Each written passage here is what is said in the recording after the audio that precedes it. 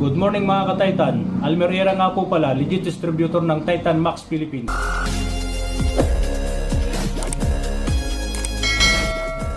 Ngayon po, nandito po ako para ipaliwanag po sa inyo kung ano ang fake at ang original na Titan. Kasi po marami nagtatanong kung ano ba talaga ang tunay at ang original. Ngayon po, meron po kami ritong dalawang Titan Gel Gold na nabili po ng aming customer na ibinigay na sa akin. Tapos bumili sa akin ito. Ito po ang pagkakaiba ng dalawa. Kung bakit ibinigay sa akin ito ng aking customer. Ito po ang binili niya ngayon. Kasi ito po ay nabili niya sa isang seller na sa halagang 3,000. Ito po. Na ang sabi niya ay fake. Ito po. Yan. Andiyan po sa loob ang serial number. Ito po ang hinahanap kasi ng iba na bumibili na nasa lubang serial number. Ito ang hinahanap nila.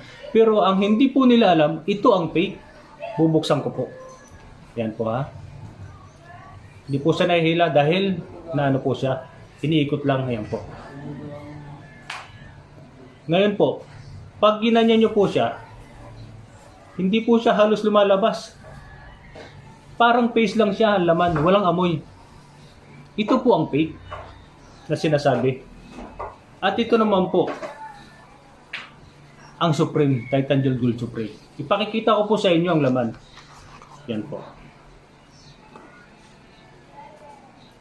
Ito po ang laman niya. Ito po siya hindi naiikot. Kahit anong ikot nyo po siya, hindi siya mabubuksan. Hinihila po siya. Yan. Ayan po ang laman niya.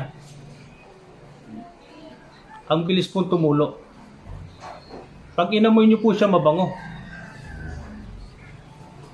Yan po ang pagkakaiba ng dalawa. Ngayon po, inilabas po namin ang sticker nito para po, unang-una po, malaman po ninyo agad kung legit o fake ang isang product na nabili nyo.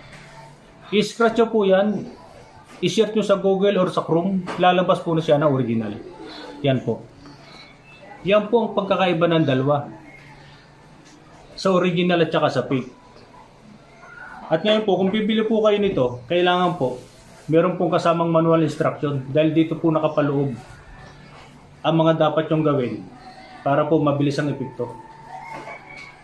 Meron din po kaming certificate of, meron din po kaming FDA permit.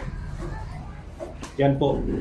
Kailangan po, kung bibili po kayo ng Titan Gel Gold Supreme, kailangan po sa mga legit distributor lamang po ng Titan Max Philippines. Para po hindi po kayo naluloko.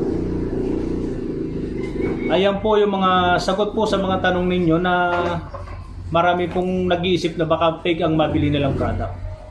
Ngayon po, kung sa akin naman po kayo bibili, o sa amin po dito, wala po kayong magiging problema dahil kami po mismo ang magdi-deliver sa inyo, and then pwede nyo pong scratch ang number para po mapatunayan namin sa inyo na legit ang product.